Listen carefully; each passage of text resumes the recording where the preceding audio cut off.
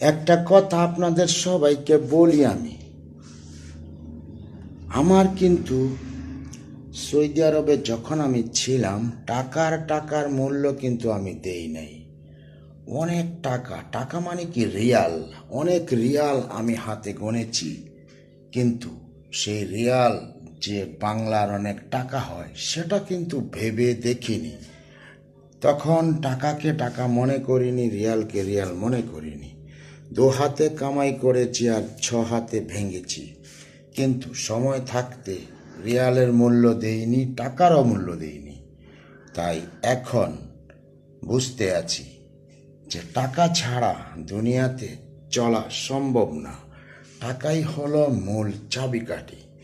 আপনি সময় থাকতে টাকার মূল্য দিবেন এবং টাকা চিনে নেবেন, তাহলে আপনি আর কোথাও ঠেকবেন না। তাই টাকা সময় আছে, কামিয়ে নেন, সময় আছে, টাকার মূল্য দিয়ে যান। না হলে আমার মতো এককালে টাকা ছিল, অনেক অনেক টাকা, তখন ভেবে দেখিনি টাকার মূল্যটা কি। এখন দেখতে আছি টাকার মূল্য কি। বাংলাদেশে টাকা রিয়ালে, 1 রিয়ালে হয় 32 টাকা, কিন্তু এই 32 টাকায় আপনি সৌদি আরবে 1 কাপ চা খেয়েছেন, এখন 32 টাকায় 10 কাপ চা খাবেন, তাই তো? কিন্তু তখন এই টাকার রিয়ালের মূল্যটা দেইনি।